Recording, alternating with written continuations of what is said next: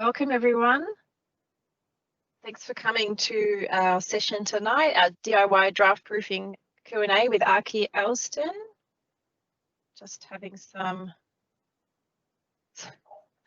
technical issues with my presentation. Oh no. Just bear with me for a second. I'll try to move to the next slide. Okay, there we go. So my name is Belinda Evans and I'm a Sustainability Officer at Port Phillip City Council. I'd like to start this session with an acknowledgement of country. I am located on beautiful Boonwurrung country at the moment, and the city of Port Phillip is also located wholly on this country. So I would like to firstly acknowledge the Boonwurrung people of the Kulin Nation as the traditional custodians of this land. I pay respects to their elders, past, present and emerging, and acknowledge their continuous connection to this magnificent estate and that their sovereignty of this land was never ceded. I also want to acknowledge the traditional owners of all of the lands of all the lands that you are on and pay my respects to their elders, past, present and emerging. And in addition to this formal acknowledgement, I'd also like to acknowledge that we have just entered what is known in English as deep winter. That's one of the traditional seasons of this area. So this is the season where the days are short and the nights are long, and cool rainy days follow misty mornings, and the traditional Koori game of Marngrook is played. Marngrook is the original inspiration for Aussie rules football. So this seems like a perfect time to be making our homes cozier. So these are traditional seasons there, and you can see on the right-hand side, deep winter, cold, wet and rough seas, visits from Antarctic birds. So this is a really great informational diagram, and if you look up Indigenous Seasons Melbourne, you'll get this diagram. You can find out more. So I don't know if this looks like any of your homes here, but this is this is the reason why we decided to hold this session. Draft proofing is a really simple way to make our homes cozier and avoid feeling like this. And it's one of those things that a lot of people don't necessarily think of when they're thinking about ways to make their home more energy efficient, but actually it's one of the easiest and most affordable ways to make your home more energy efficient and therefore cozy and reduce your energy bills and of course your greenhouse gas emissions. So we've enlisted the help of expert draft proofer Arky Elston from Sapien to make us a series of DIY videos, which I hope you have all watched, but if you haven't, that's okay. There's plenty of opportunities to watch afterwards because they're recorded and they're on our YouTube channels and Facebook page, and we'll send that information out after the session. And so Arky's here today to give us some more information about draft proofing in your home and answer any questions that might have come up while you were watching these tutorials. So hopefully your home's going to look a bit more like this after you've finished draft proofing your home. So in this session, Arky will be going over some of the basics of DIY draft proofing, including some of the benefits of draft proofing and how to identify drafts in your home. He'll also be talking about the materials he recommends that you use and why. And you'll have a chance to ask him any questions you have about draft proofing your home and anything about the DIY videos that you were not sure about. And you'll get to hear some of the most commonly asked questions from other people. And we'll also be asking you a couple of questions across the session so that we can make sure that we're providing the best information out of our hour together. Now, just a bit of housekeeping. If you can't see the speaker or the presentation, I invite you to change the way that you view the session. Now, it depends whether you're viewing on the internet or on an app, but for me, I'm viewing on a laptop. There's a little square at the top right-hand corner of my screen, and there's little squares with a little square inside, or there's a little grid, and you can switch around between the views. That also might be not available to you if you're on a phone, but you should be able to see the presenter who's speaking. Now, if the polls aren't showing up on your screen when I post them, you can go to the three dots at the bottom of your screen and choose the polling option. The polls should then pop up on the right-hand side of your screen. if you can't see the chat, you can find it in the talking bubble, which is on the little menu at the bottom of your screen. And if you want to raise your hand to ask a question, you can find that option in the participants option in the menu, either at the bottom of the screen, or for some of you, it will be at the top right-hand corner. It just looks like a little person.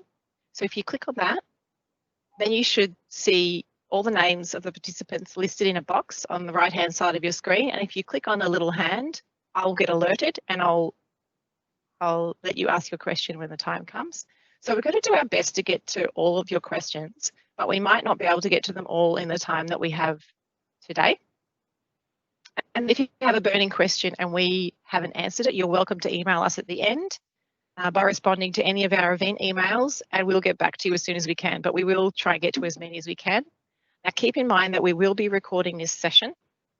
So if you don't want your face or voice to be recorded, please type your questions into the chat box. So we will not mute you or turn on your camera. If you want to ask a question, we'll ask you to unmute yourself. So the way that you can participate in this session is to use the raise hand function that I mentioned before, which is either on the top right-hand side of your screen or in the bottom menu with a little person. And then I will invite you to unmute yourself and ask Arky your question, or you can type your question into the chat window and then I'll read it out for Arky to answer. Please keep your microphone muted until I invite you to unmute it, because we have a big group.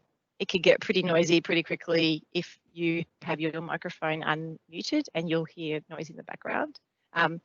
We may mute you if you forget about this. Don't take it personally. We've all done that, I'm sure, over the last few months of being at home. I know I have. So I am now going to hand over to Arky, who will tell you a bit more about himself and his background, his expertise, and talk about draft proofing, its benefits, and some of the basics of doing it yourself. Awesome. Thank you so much, Belinda. Hope everyone is doing well tonight. Certainly very cold outside, and I was freezing when I woke up this morning and popped the heating on. So hopefully if you've been watching the videos and doing any of it yourself, your house isn't too bad.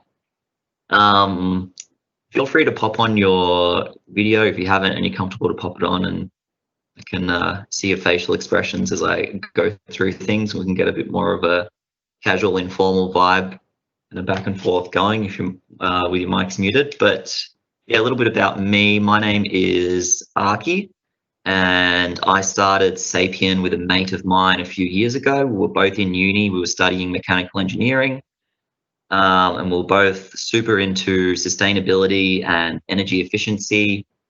We had one of our big, 3-month uni holiday breaks that we all miss so much. And yeah, we just kind of sat down and brainstormed about what we could do, and we wanted to make a difference, and this was something that was kind of accessible to us, which is great because it means it's accessible to you guys too. This stuff isn't rocket science, but you can pick it up. And yeah, we came up with the idea to sort of make houses more energy efficient, and draft proofing, from all the research that we found, was the first step to do that. And so that was our first offering, and we started, I draft proofed my mum's place, my grand's place, his dad's place, to kind of build up our skills, and then released it out into the market, and it was received really well. We were getting great feedback from people that they were feeling a really big difference in their homes, which was awesome. And then yeah, we've just kind of kept going with it. Now I've finished studying, not at uni anymore. I also have another job as an engineering consultant working in buildings. So there's kind of some crossover knowledge, which is cool. And yeah, certainly keeps me busy doing both, but I love them both so much, I haven't managed to give one up yet. So that's kind of my history. And yeah, so today's session, we're going to be talking about how to kind of the DIY stuff that you can do. Few really good reasons to draft proof your home if you're not aware of them already, which I'm sure many of you are. But the number one reason we get really is thermal comfort. You're sitting at home watching the telly, you can feel a cold draft come in. A lot of people spending more time at home now, working from home or staying at home, and so draft proofing your house can really help improve your thermal comfort, which is really great. The next really good reason is it's going to make your house more energy efficient. So any heating or cooling that you're doing, if you've got drafts, then that conditioned air is leaving the house, and then that's money that you've spent to condition air that's just going straight out the window. So it'll certainly make your house run more efficiently, which is really good.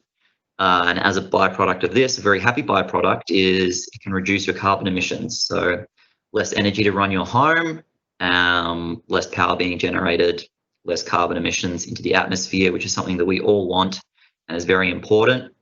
Another kind of benefit that's was kind of a side effect that we didn't necessarily kind of think about that much when we started, but it often improves the acoustic performance of a home. So if you're near a busy road or a soccer pitch or that kind of thing, and you draft proof the house, often there's a really nice kind of acoustic benefit, kind of bit of sound insulation, which is really cool.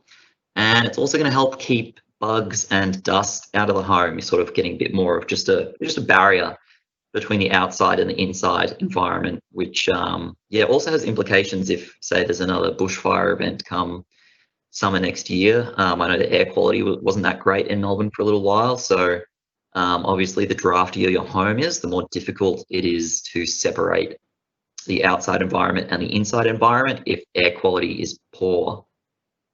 So yeah, that's kind of my starting spiel, if you will, for the session. Yeah, so what's next for us, Belle? Does anyone have any questions or? Thanks, Arky. We'll start off with a couple of quick questions to ask the audience, Cool. just so we can get an idea of where people are at the moment. So I'm about to start our first poll. Awesome. That's exciting. So the first poll I'm going to ask is to find out whether you are renting or owning your own home that you live in. Keep in mind all of this is anonymous, so we'll be publishing the results of the poll in the session, but you won't be able to see any individual responses. So the responses that you can choose from are: I rent the home I live in, I own the home I live in, or none of the above, if neither of those apply to you. So the poll is now live. Now, if you aren't able to find the polling menu, well, I see that many of you are. All over it. Yeah, all over it. If you're not able to find it, it should be in the 3 dots option at the menu at the bottom, and then it says polling. But we've got lots of answers coming through. So you've got another about 30 seconds to answer that.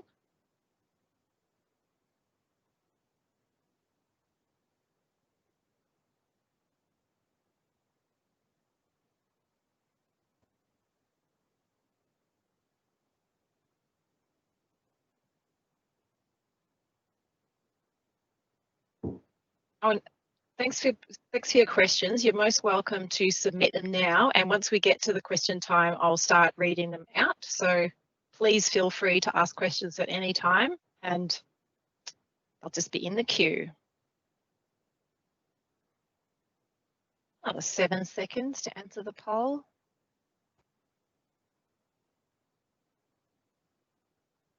Okay. Great.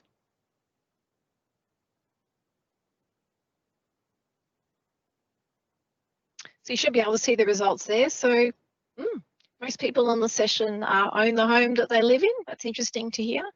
Now, you should note that the draft proofing advice that Arky is giving now applies to whether you're renting or you own your home. Doesn't matter too much. So that's what's the good thing about draft proofing, which is kind of one of the reasons why we've chose to show you this one. So I'll start another poll just to help us understand where you're at, and just bear with me while I put that up.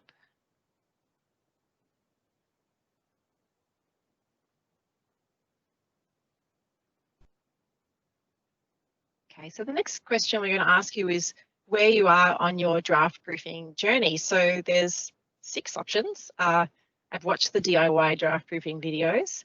I've been to the hardware store and or online to look at the materials I need. I've got my materials and I'm ready to go. I've already started draft proofing my home. And for you absolutely enthusiastic people, I've already finished draft proofing my home, or none of the above. So I'm about to open the poll. You're welcome to vote now. You've got 1 minute to answer this. And if you can't find the polling option, it's in the 3 dots in the menu at the bottom of the screen. It's called polling.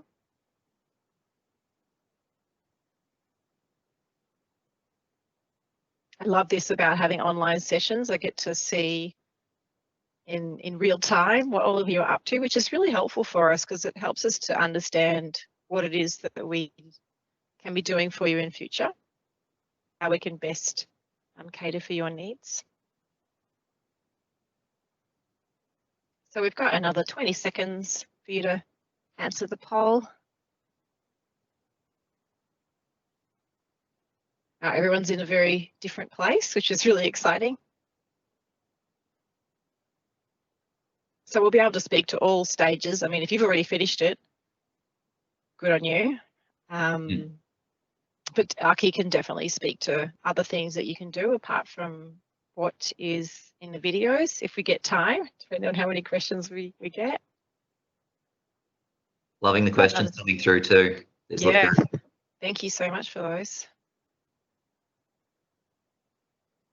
Right, fantastic. Okay, so I'll publish the poll for you. So as you can see, cryptically, most people are none of the above. There's always a reason why you put none of the above, because as much as you try and think of all the possible options, there's always going to be someone at a different stage. But I can see that quite a few of you have already started draft proofing, and a few of you have watched the videos and been to check out the hardware store as well, which is good. So I think it might be a good time to open up the questions. So you've got 2 options. If you want to ask Arky your question yourself with your voice, I invite you to do that. You just have to go to the participants menu, which is the little person, which might be down the bottom or it might be up the top right-hand corner, and raise hands.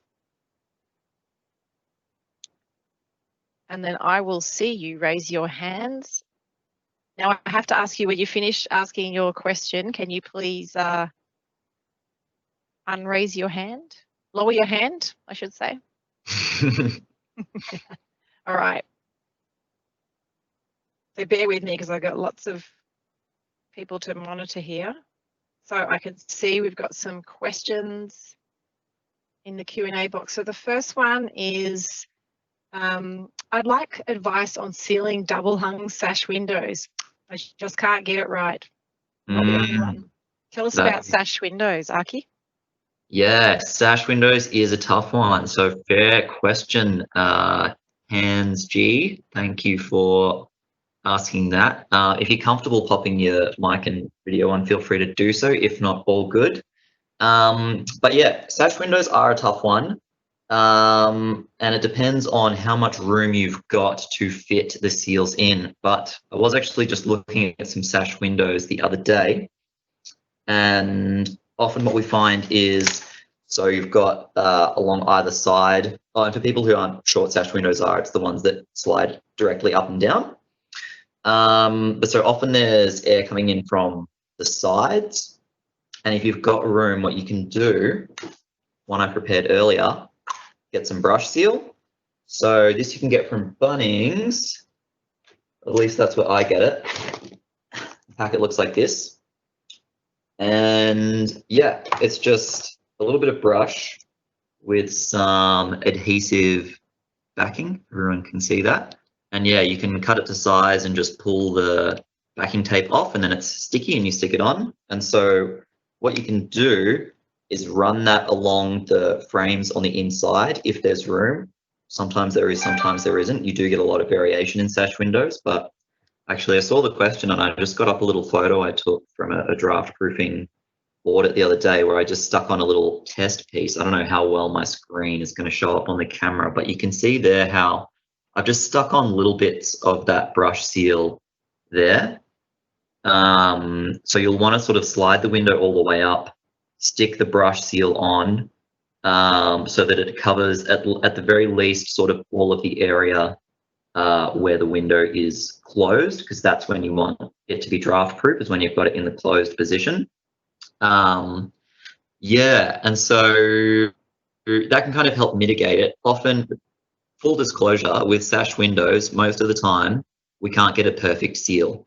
It's just about reducing the draft when it comes to Sash Windows and reducing the impact. But you can put a bit of brush in either side. If the gap is still really big, what you can even do, and you can see I've done it a little bit here, but you can actually stick a little bit to the window as well. So you can see I got a little bit popping up there.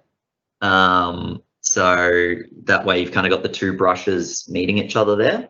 So we'll definitely have a look at that. The other thing you'll want to look at is if you've got, so the gap between the sash window and then the part that's stationary, so sort of like that line like that. If you have a big enough gap there, you can pop some of this stuff in. So this is a window and door seal from Efficiency Matrix, and we talk about it a little bit in sealing around the frames of windows and the frames of doors in the video series, but it comes in a big roll. It kind of looks like that. And then I've just cut a little bit off. And essentially it's just a strip of plastic, and you've got your adhesive backing again with some backing tape. And so you can fold this one, this way, and then you can take the backing tape off and you can stick this. So if you're sticking it to the window, then you'll want to stick it kind of with the V facing down like this. And then so when the window closes, it's a little bit hard to describe. Hopefully it's making sense, but feel free to shout out hands G if you need any further clarification, or if anyone else does. But then this little V, that'll just sit in the gap between the sash window and the stationary part, the window frame there. So you can pop a strip there to deal with that gap. And you can also pop a strip of this along the bottom, just sitting on the bottom of the frame, so the window will just shut on it. And yeah, that's pretty much what we do with Sash Windows. I also recommend just installing one seal at a time and then testing if the window can still open and close properly, and if it can, lock properly. You want to do this kind of after each bit of draft proofing tape or brush seal that you put on, because if you do it all and then try to shut it and it won't lock, you don't know which bit's causing the problem. So you want to kind of test it after each one. Yeah, so hopefully that answers your question, but that's pretty much what we try to do with Sash Windows. Thanks, Arky. Thanks, Hans G, for acknowledging that you understood that. Now, just for everyone's benefit, I'll be sending an email out to you all, everyone who's registered for the session, tomorrow afternoon, and we'll include any of these products that people have asked about today that weren't already listed. So taking notes, and we'll make sure that we get those out to you tomorrow. Next question is on sealing the wall vents. So is there a way to do it permanently rather than using the covers shown in the video, Arky? Absolutely. And first part, is it okay to permanently seal wall vents? That answer does depend. Do you have that graphic, Belinda, of the open flue versus closed flue gas heaters? So we do seal these up all the time. But the reason they were there originally is for kind of open fireplaces or kerosene heaters and that kind of thing. So you've got some sort of permanent ventilation and some air coming in to prevent, it's sort of a safety hazard, so you don't get asphyxiation or sort of too much carbon monoxide in the space. So yeah, great, thank you for getting that up. Yeah, So that's the reason I put there originally. You won't really find them in new houses. If you go into a new house, all the new houses I've been into, they don't have permanent wall vents. So they are a bit of a relic from the past, but you will want to make sure that you don't have any open fireplaces and that kind of thing if you do want to seal them up, just to be on the safe side. The other thing you want to check, if you have any gas heaters, you want to make sure that they're room sealed heaters and not open fluid heaters. So open fluid heaters, the combustion reaction is happening and it's relying on fresh air in the room for the combustion reaction. So it's burning up oxygen in the room. And that's kind of when you can get the risk of asphyxiation if the room's kind of running out of oxygen, or the exhaust from it is sort of increasing carbon monoxide levels potentially. So if you have an open fluid gas heater, then I would recommend leaving them alone, because you do kind of want a source of permanent ventilation. And it's just a bit of an unfortunate reality of this type of equipment. If it is a room sealed heater, that means that the combustion reaction is fully just happening with outside air. So outside air is getting drawn in, and then your exhaust air, your discharge is just getting exhausted out. So A-OK, seal them up. So yeah, you just, from a safety perspective, you do want to be mindful.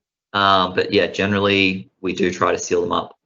Now, in the video, we talked about using these covers for those who haven't seen it. So you can just get these from Bunnings, and they've just kind of got two little pegs in them, and you just plonk them in. And they've also got a couple of adhesive strips, and it's super quick and easy, and you just plop them in. They aren't like super airtight. They're certainly going to be an improvement from the vent that's there. But yeah, I don't know why they don't make them with an adhesive strip along the bottom too. So there's kind of often a little gap around the bottom. So if you want to permanently seal them off in a different way, or a sort of kind of more complete way, like you're saying, Hans G, we do also do this a fair bit. What we do typically is get a bit of core foam rod. Again, we just get this from Bunnings. It comes in all different, whoops, throwing my props everywhere. It comes in all different sizes. You get some core foam rod, and you can stick that in the slots in the wall vents. You can push that in. Now that alone is probably going to form a pretty good seal, but what we'll often do after that to finalize the solution, and because you can still kind of, they might fall out or get little gaps, but generally they're all right if you're happy to leave it at that. Also, you can just get a bit of sort of multi-purpose joint compound, sort of like a kind of plasterboard builder's fill, and we'll just get that in a spatula and just scrape it over the vent, and then it's fully blocked up. So that's kind of your options. Or if you've got some vents are kind of a lot more decorative and ornate, they're not just the slots in the wall, so it can be quite hard to do something with the filler or with the foam rod. In that case, I'll just get the old caulking gun out with the acrylic gap filler, and I'll just use that to plug up the gaps. It's pretty straightforward. So you've got a few different options depending on yeah, what you're trying to do. And yeah, the good thing about the gap filler or the gyprock kind of builder's fill is they're paintable and sandable, so it's a pretty flexible solution. Oh yeah, you got the ornate ones? Yeah, so they can be hard. But yeah, I would probably just go get, with a caulking gun, and then yeah, we just use like a Sitka gap filler. It's just an acrylic one. It's pretty straightforward. But I think, you know, there are other colors and stuff depending on what you've got. But yeah, that's my take on that. Thanks, Arky. And again, we'll put all these links to all these products in the email. We're not allowed to share them on our website, but we could definitely share them by email tomorrow. So the next question is about exhaust fans. We have found exhaust fans sometimes blow outside air in. Is the only solution to that is to turn them on? Yeah, no, that's not the only solution. Thank God. We don't have to just run them all the time, because what a waste of energy that would be. So another one I prepared earlier. Great question. Thank you. I'm just so happy that I can answer all of these. This is a draft stopper. So again, from Bunnings. Bunnings is our best friend for this video. But yeah, so the way this works is, and they come in parts, you just kind of pop them together. This is what the packaging looks like. Draught stopper. And so this sits on top of the fan, and when the fan is running, these flaps open and the fan can operate as normal, and when it's not, they fall back down. So you need to get in your ceiling space and put this over the top of the fan. I got a little notch for where the cord sits. But yeah, this is generally what we'll install over exhaust fans, because yeah, you're absolutely right. When the fan's not running, it's a gaping hole into your ceiling space. Ceiling space is not conditioned, and we really want to keep it separate from our general home area. And so something like this is, yeah, definitely a really good idea. The only issue we do run into with these occasionally is if it's a very old fan, sometimes it just doesn't have enough guts and it won't even push these flaps up. So you'll want to check that. And if that's the case, you can actually buy specific draft excluding fans. And it's just sort of when they're not operating, the way the blades sit, they kind of, it's running and then the blades kind of all sit together. We can send you a link to one of these products in the email so you get an idea. But yeah, they're kind of these like purpose-built draft proofing or draft excluding fans, I should say. So that's my solution for that. But yeah, great question. Thanks, Arky. Now, for people who are in apartments who can't get in their roof, are there any other options for sealing their fans? Yeah, unfortunately, potentially not. So yeah, you might have to buy the version where it's going to be a draft excluding fan type specifically. But yeah, if you can't get in the roof space to install that, then yeah, it definitely limits your options a little bit, which can make it a bit of a struggle. So you might just need to wait until kind of the next lot of works or reno to get in there. Okay, great. Thank you for that. The next question is, how do we avoid loss of heat from window glass? Great question.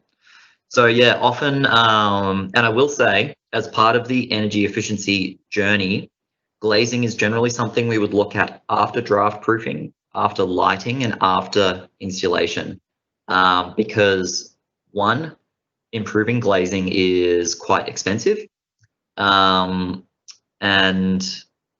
two, the other solutions, they're more affordable and kind of more effective to begin with. For example, it's not really, if you're going to double glaze your windows, you can imagine that it's not making much of a difference if you have airflow freely coming in and out of your house. So that's typically at that point in the journey is when we would start to look at glazing. All the same, it is definitely a very real issue, and there are a few different options. What we typically gravitate towards is either double glazing or a retroactive glazing. So double glazing, obviously very expensive to rip all of the windows and glass out and replace it with double glazed alternatives. If you want a more affordable solution, you can look at retroactive glazing, which essentially is, it's kind of like, there's like a spacer piece and they put an acrylic pane up.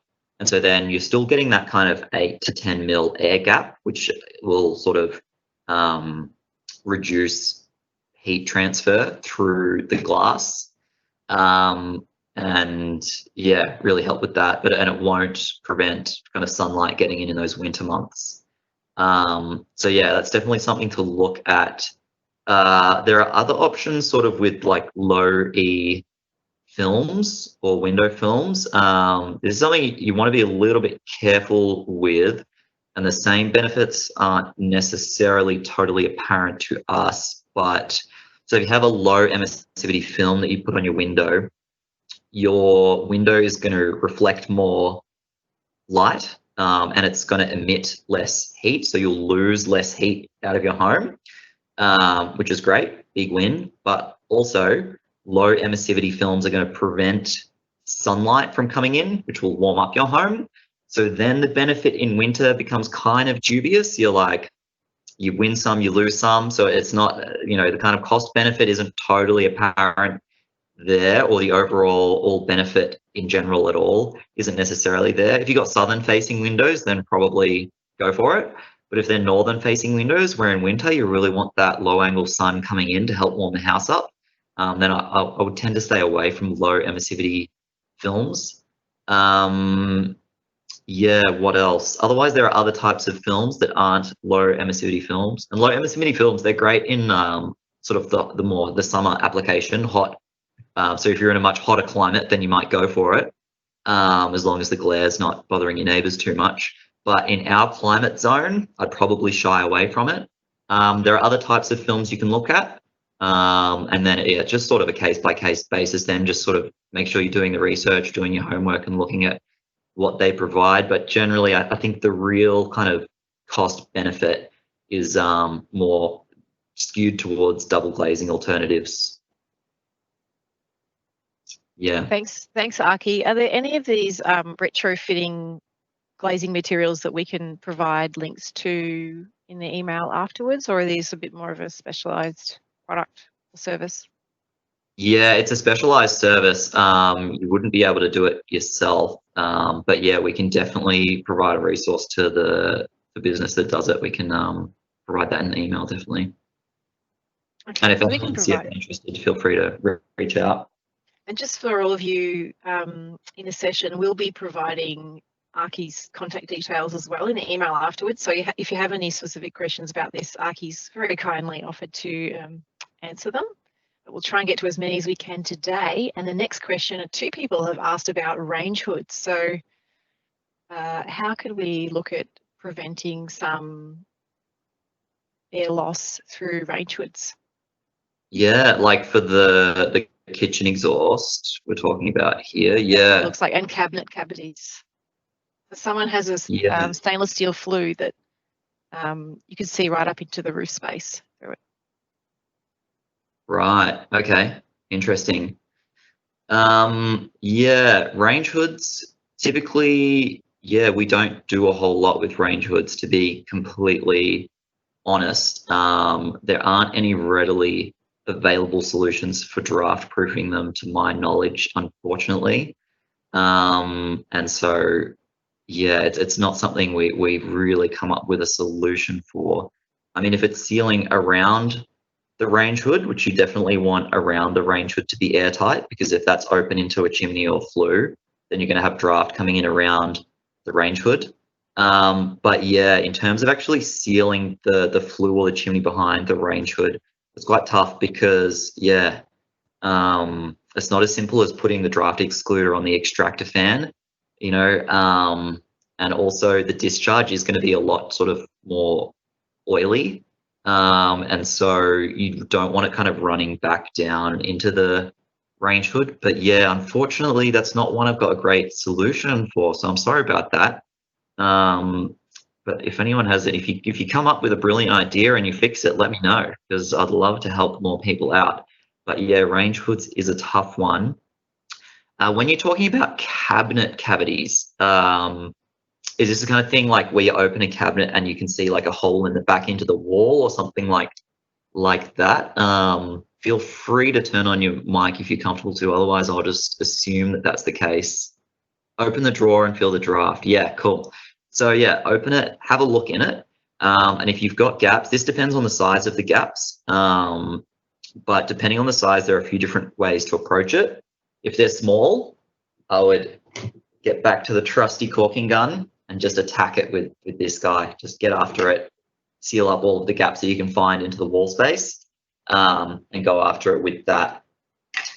If it's getting a bit bigger, you can put a bit of the foam rod in and then cork over the top. So that way you've got a bit more of a backing for the corking to sit on. So stuff a bit of this in, compress it in.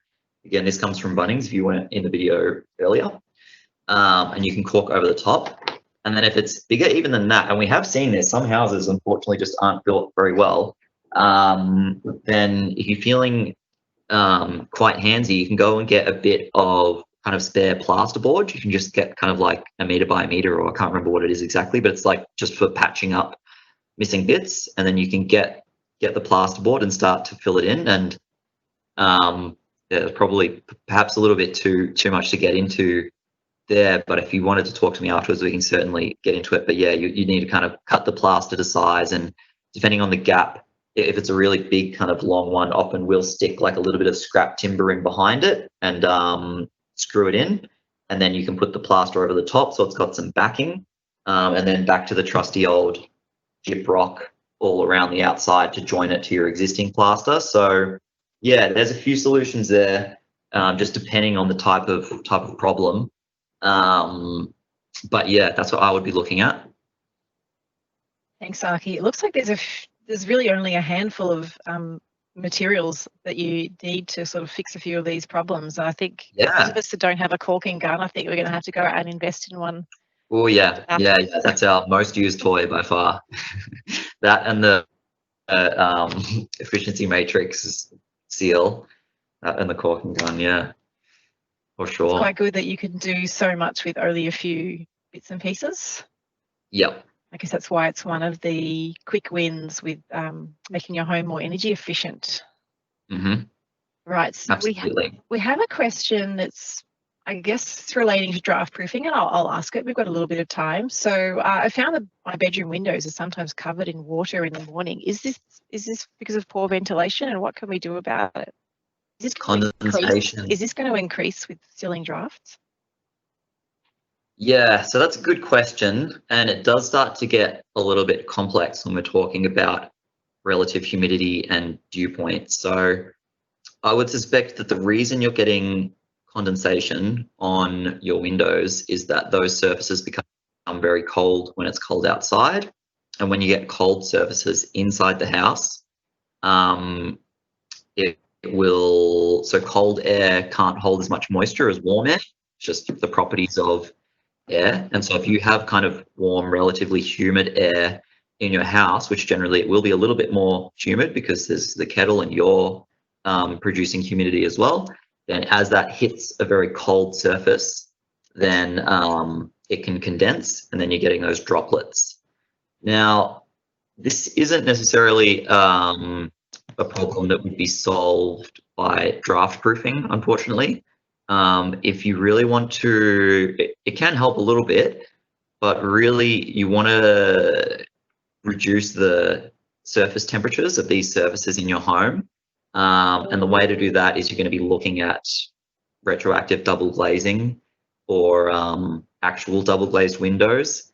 And often we get this problem, like the windows in my place, the frames are aluminium, and so I get water droplets on that.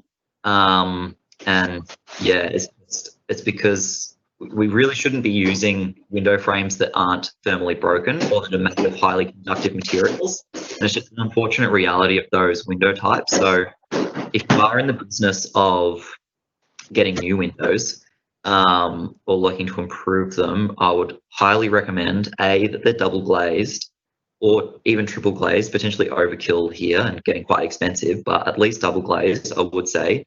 And make sure either the frame is made of wood or plastic, or if you want an aluminium finish, that it's thermally broken.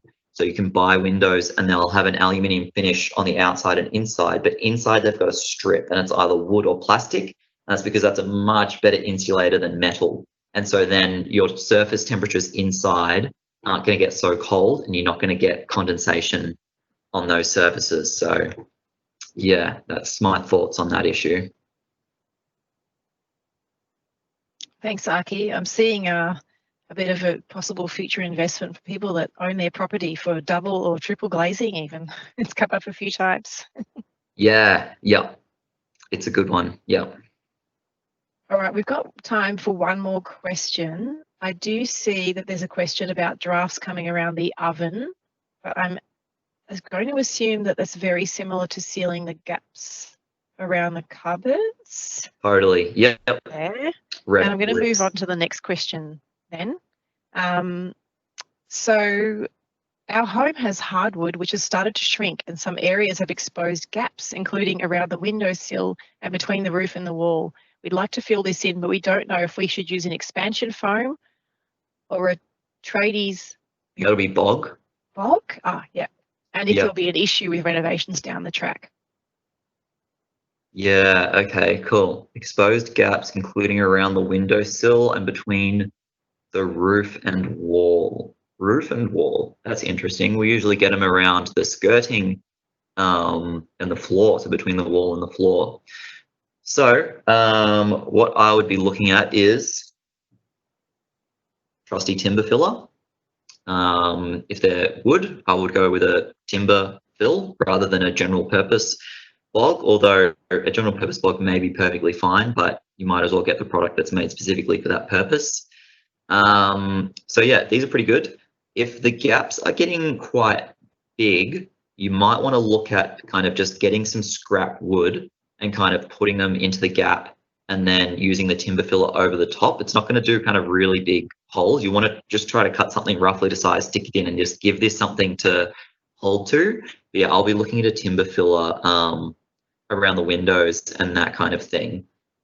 Between the roof and the wall is a interesting one, which I have to say I don't come across a lot, but I will defer to my trusty caulking gun once again. I would say this is the one for you. It's, you know, reasonably flexible material. I'll show you the one we use is just a pretty generic gap filler and it's acrylic. I don't know if that's reading backwards for everyone. My thing shows it as backwards, but anyway. Yeah, so as houses moves, these kind of gap fillers are generally kind of okay because they don't go rock hard when they dry. They got a little bit of flex to them. So that's, yeah, if I'm understanding the problem correctly, but feel free to jump on if I've misread that. But if it's just a thin gap between the roof and the wall on the inside, I would probably just run around it with, yeah, a caulking gun, and then this stuff's paintable. And yeah, you can kind of do a line and then come behind it with your finger and wipe your finger off as you go to get a smooth line. And then yeah, it's sandable, paintable, and everything like that. So that's my thoughts on that one. Thank you, Arky. Yes, apparently that answers the question. And they have gaps. Once those gaps start opening in those older houses. Yeah, so yeah, I would go with the caulking gun again, and you can get different colors. So yeah, if your skirting's more of kind of a darker wood, you can get a different color. And then again, depending on the size of the gap, if it's a small one, I'd just go with the caulk. If it's getting bigger, I would go back to the trusty foam rod and put this under it and then do caulk. Or even if you just want to put that in and not caulk, this is probably going to seal it up, but it depends, you know, what finish you want and your preferences, but put some of that in. And if the gap's really big, you're probably looking at a situation where you would fill this up and then put some quarter dowel or quarter round over the top and nail that in. So if your gap's kind of really getting quite big, yeah, so quarter round is just kind of like a quarter of a cylinder. You can just buy the bits of wood from Bunnings and a nail gun and just kind of nail it in around the skirting, which you'll see a lot of houses have anyway, as a sort of finish. But yeah, hopefully they're not that big anyway, and you can just kind of have a go at it with the caulking gun, but you've got options, you know, for different types of different sizes of gaps. Thank you, Arky. And that's great timing because that's all we have time for with regards to questions. Cool. I should also note that someone's pointed out, Phil pointed out that there's a gravity flap valve that can be installed inside the range hood. However, it has to be set level. It's available from heating and air conditioning suppliers. Okay, cool. And Thanks, Phil. And there's valves for exhaust fan ducting too. So Phil, if you wanted to email those through to the reply to the registration email for this event, and I can include that in the email tomorrow if you have details of the product. I'd love to hear about it. Thank you. Always good to learn something new. Yeah, this is great. Thank you so much, everyone, for asking questions and for answering questions. It's quite fantastic. So I've just got a couple of little questions, including a poll to ask you. This last poll is about your intentions with regards to your draft proofing projects. So are you intending to go ahead with one or more of these DIY draft proofing projects? The poll is live now. The answers are yes, no, or not sure. So please let us know if you're intending to go ahead with draft proofing. We'd love to know.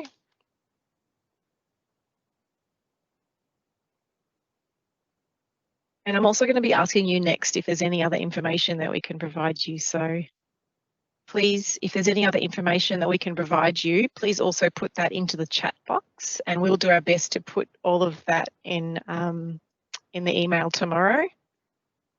Please do fill out that poll on whether you're intending to go ahead and draft-proof your home.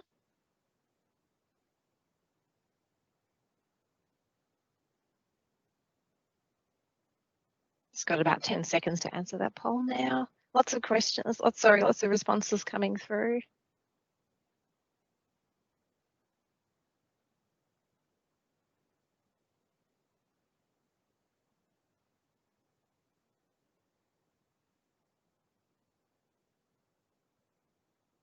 Okay, thank you for that. So I'm so excited, but almost all of you are intending to go ahead and draft-proof your home after this. That is so great to hear. It's been worthwhile us all coming tonight. And please, if there's any other information that we can provide you with, please put that in the chat box.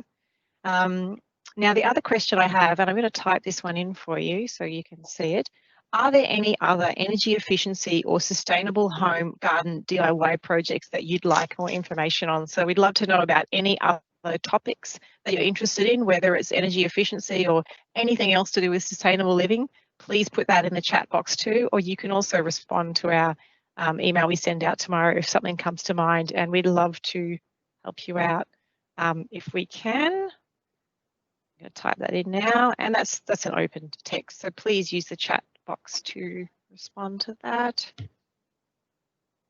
I'll give you another minute or so to do that.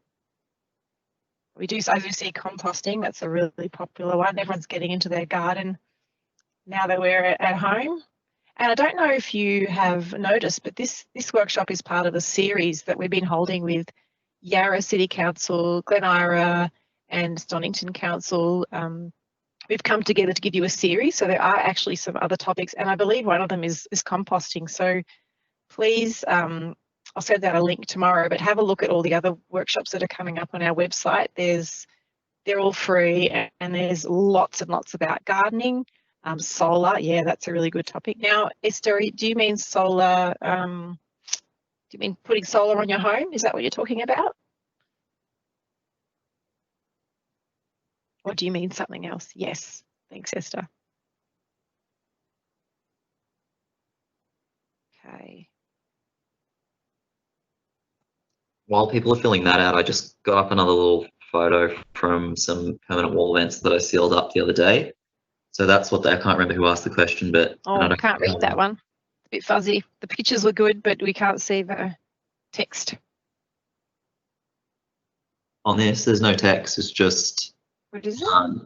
No, it's just the picture of the wall vent. I don't know. Maybe it's not. Oh, sorry. I can't see any text. Yeah, so that's it. After I filled it up with some foam rod and then gyprocked over the top. So that's what it'll look like, and then you can paint it and sand it. Great. Yeah. Thank you. I'm glad we got there. I guess you probably all knew what you were looking at, except for me. And I'm the one with the camera on. That's great. All right. So, okay, we've got some more, some more info on water saving measures like water tanks. Yep. Who could you have come and assess your program? If only I knew someone. You can get me to come and have a look. I would love to. That's what we do. Yeah, unfortunately, this is not a service that we can offer through council for free, but Arky does offer this service. Yep. And also lighting as well. Energy efficient lighting is one of your specialties, I understand. We do also offer some insulation. Yeah, draft proofing is our main one. These professionals, Sapien. Oh, like what are they called generally, or what is his organisation called? This professional is called Arky, and the business is Sapien. And generally, if you were to do a search, what kind of expertise would you be searching for? or you can search draft proofing companies. That should come up. Or if you want our business, you can search Sapien draft proofing. And I think Belle, you'll send through all of my details.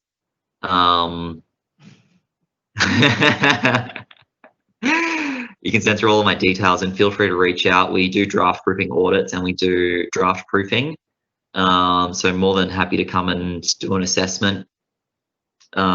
Just reach out. But yeah. Thank you. Thanks, Arky. And thank you again, everyone, for all of your questions and being such great participants. This is exactly what we want out of a session, for you to come with lots of questions, and I'm glad we've had time to answer them all.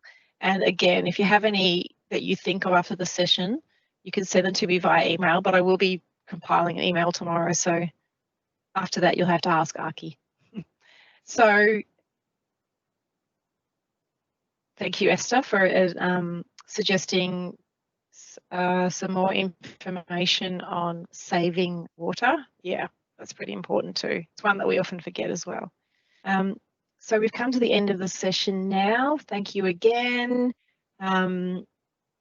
Thank you, Arky, for providing your expertise and for making those DIY videos. And thank you also to Laura, who you may not all have seen, but she's her and Berna have been our technical experts in the background. This is no mean feat, running one of these sessions.